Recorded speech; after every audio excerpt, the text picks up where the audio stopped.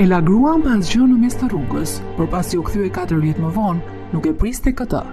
Caleb Jones kishte atë që shumë njerëz do ta quanin një jetë të përsosur. Ai kishte një punë të paguar mirë, një shtëpi me madhësi të mirë për të jetuar dhe një grua të bukur për të ardhur në shtëpi.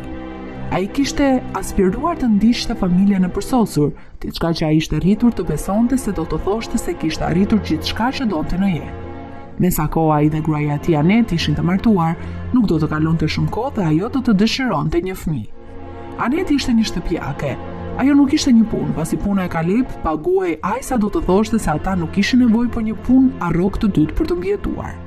Kjo do të thoshte se ajo ishte në gjendje të kalonte ditët e saj duke bërë gjithçka që donte. Derisa Caleb nuk e kishte problem që ajo të bënte këtë në fillim, në fakt ai ishte jashtëzakonisht i lumtur që mund të siguronte për gruan e tij, por ai shpejt ndryshoi sjelljen e tij ndaj Anet. Si mundet që ajo të bëjë atë që do, ndërsa unë duhet të jem sklav në punë? E gjeti veten duke menduar gjithnjë më shumë. Por për shkak se ai e donte shumë Anet, burri u përpoq të hiqte këto mendime nga koka e tij dhe thjesht të vazhdonte punën dhe jetën.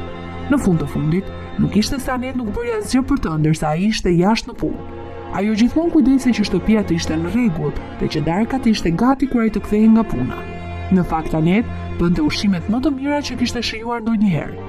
Ata ishin aq të mirë sa Caleb madje mendoi se do të shisnin mirë nëse hapnin një restorant. Për muajt e ardhshëm gjërat vazhduan si zakonisht, sidoqoftë Anet filloi të vinte re diçka të çuditshme. Qëndrimi dhe sjellja e Calebit ishin përkeqësuar vazhdimisht gjatë atyre pak muajve. Ai po kthehej vonë nga puna me erë birre.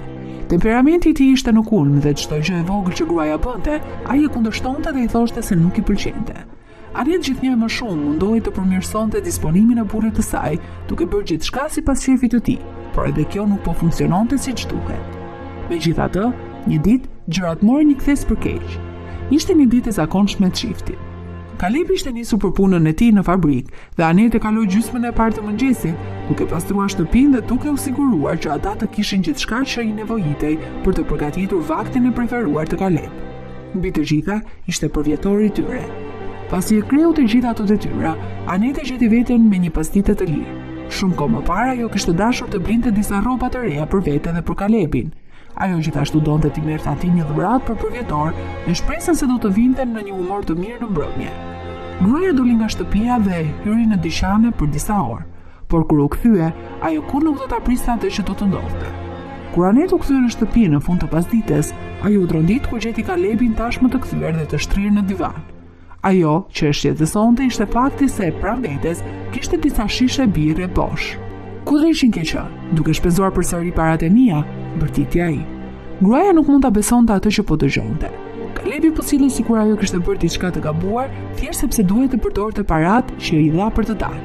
Në fillim, Anet u përpoq të qetësonte situatën, duke shpjeguar se thjesht kishte dalë për të marrë ca rroba të reja dhe një dhuratë të këndshme për përvjetorin e tyre. Por burri i saj ishte shumë i dhëur dhe i zhytur në zemërimin e tij për të dëgjuar. Calebi filloi menjëherë të akuzonte gruan e tij për vjedhje, akoma më keq, për tradhtinë e saj me një burr tjetër. Anet nuk mund të duronte më të dëgjonte shfryrjen e tij të tmerrshme dhe menjëherë filloi të mbrohej. Për herë të parë pas një kohe të gjatë, Calebi mbeti i shtangur se sa e zemëruar ishte ajo me të. Kjo nuk ishte si herët e tjera që ata kishin debatuar më parë. Jo, kjo ishte më keq. Anet ishte aq e tërbuar dhe e ngopur me Caleb sa përfundoi duke i treguar atij saktësisht se si ndihej muajt e fundit. Gruaja i tha Calebit se ishte ngopur që duhet të ishte kujdesshme me atë që thoshte rreth tij, dhe se ishte e sëmurë dhe e lodhur nga sjellja e tij e vazhdueshme e keqe dhe tmerrshme. Calebi gjeti veten po aq të zemëruar me Anet, nëse jo më shumë. Burri përtiti gruas së tij duke pretenduar se ajo i harxhonte paratë dhe nuk punonte, se ai ishte robi i saj e ajo kishte një jetë të lehtë. Anet nuk mund ta besonte atë që po dëgjonte. Burri kishte qenë ai që këmbgulte se ajo nuk ishte nevojë të punonte, pasi ai mund të siguronte gjithçka që do të nevojitej, dhe tani ai po i thoshte të kundërtën. Përpara se ajo të mund të kujtonte të shoqit se kishte qenë ideja e tij që ajo të mos punonte, Caleb hyri në korridor dhe i tha Anetës se ishte mjaft. Ai ishte i lodhur nga jeta që po bënte dhe në vend të kësaj, ai donte që Anet të largohej në mënyrë që më në fund të fillonte të përmbushte ëndrat e tij. Anet u bllokua nga tronditja. Ai ishte serioz Caleb apo e dëbonte vërtet? Gruaja e pyeti nëse ai me të vërtet donte që ajo të largohej. Caleb pohoi, duke parë që nuk kishte kuptim të përpiqej të bindte dhe të rimendonte. Kuptoi se ajo nuk donte të qëndronte me të tani.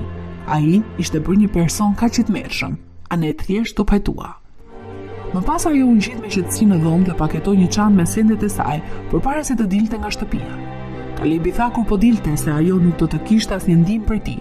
Nëse ajo do të donte të blinte gjëra për vete, asaj do t'i duhej të gjente një punë këtë herë. Pasi tha pjesën e tij të fundit, Kaleb mbylli derën dhe shikoi nga dritarja teksa ajo po largohej nga rruga. Aneta e mbajti kokën lart, por nga brenda ajo ishte në panik të madh. Burri i saj tashmë ish burri, me të vërtetë kishte lënë pas gjë, vetëm rrobat në shpinë dhe një çantë të vogël me sende. Por ajo nuk do ta linte këtë të ndalojë. Në vend të kësaj, Anet thiri nënën e saj dhe pyeti nëse mund të qëndronte me të, derisa ajo të ngrihej në këmbë. Ajo po krijonte ngadalë një plan në mendjen e saj, por do të duhej pak kohë për ta zbatuar. Kaluan 4 vjet dhe Kaleb nuk është se e përmirësoi jetën e tij me ikjen e Anet. Në fillim, ai mendoi se më në fund po ja kthente jetën për të cilën kishte ëndërruar gjithmonë. Tani që ishte beqar dhe i lirë, ai mund të shpenzonte paratë e tij për gjërat që donte. Ai mund të shkonte për të udhëtuar, ndoshta të bënte ndonjë takim të rastësishëm dhe thjesht të argëtohej. Çfarëdo që të mendonte, ai mund ta bënte. Por problemi ishte se udhëtimet e tij ishin të mërzitshme. Ai e kishte pasur gjithmonë Anetën për të ndarë aventurat me të, por tani që ai është zhdukur, nuk ishte njeri që të shijonte peizazhet e bukura apo të bënte ndonjë aktivitet interesant me të. Përveç kësaj, kur ai u përpoq të dilte në takime, ai e gjeti veten duke i krahasuar vazhdimisht të gjitha gratë me Anetën. Ai ishin aq të bukura sa gruaja e tij, ai ishin aq qesharake apo aq të zgjuar apo aq zemërmira. Pavarësisht se çfarë bëri, Kaleb nuk gjeti asnjë vajzë që do e plotësonte. Thjesht nuk mund të ndalonte së menduari për të. Pas atij viti të parë të qenit vetëm, Kaleb u përpoq të telefononte Anetën për të parë nëse ajo donte t'i jepte një shans tjetër. Megjithatë, kur ai shkoi tek ëma për të folur me të, gruaja e re nuk gjendej askund dhe nëna e saj definitivisht nuk do t'i tregonte se ku kishte shkuar. Në vend të kësaj, Kaleb mbeti ta jetonte jetën pikërisht siç kishte qenë më parë, vetëm se këtë herë pa një grua të dashur për ta mbështetur atë ditë pas dite. Në një nga ditët e pushimit të Kaleb, ai vendosi të shkonte në qytet për disa ditë për t'u larguar nga jeta e tij e zakonshme. Qyteti ishte disa orë larg vendit të tij, por ai mendonte se meritonte ta trajtonte veten, dhe pasi arriti në qytet, burri vendosi të shkonte në një restorant lokal, për të cilin kishte dëgjuar komente të shkëlqyera dhe donte ta provonte. Pasi më në fund mori një tavolinë, pasi vendi ishte plotësisht i rezervuar, Kaleb i shijoi plotësisht vaktin e tij. Në fund ai pyeti nëse mund të shinte shefin e kuzhinës në mënyrë që ai ta komplimentonte. Por kur personi doli jashtë, ai u trondi. Kuzhinieri i restorantit ishte Anet. Në moment që gruaja pa Kalebin, ajo hezitoi t'i afrohej, por pas një sekonde, ajo mori frymthellë dhe shkoi drejt tij. Kaleb nuk mund ta besonte. Gruaja e tij ishte një kuzhiniere jashtëzakonshme në një restorant të njohur.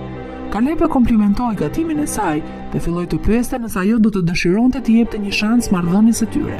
Megjithatë, Anet i tha atij se ishte lumtur në jetën e saj të re. Ajo ishte trajnuar gjatë dhe shumë për të arritur atje ku ishte dhe ishte më e fokusuar në arritjet të ëndrave të saj sesa në një lidhje. Kaleb tundi kokën me dorëheqje. Atëherë ai e dinte se kishte bërë gabimin më të madh të jetës së tij, duke lënë Anet të ikte. Por ai nuk ishte gati të shkatërronte përsëri jetën e saj. Kështu, ai tha lam të mirë dhe u largua nga restoranti, në synimin e ri për të bërë një burr më i mirë dhe për të trajtuar siç duhet gruan e radhës, që ndoshta do të vinte në jetën e tij këtë herë. Ndonjëherë gjërat mund të mos funksionojnë ashtu siç dëshironim ose prisnim, por në ato situata, gjithçka që mund të bëjmë është të marrim veten dhe ta provojmë përsëri.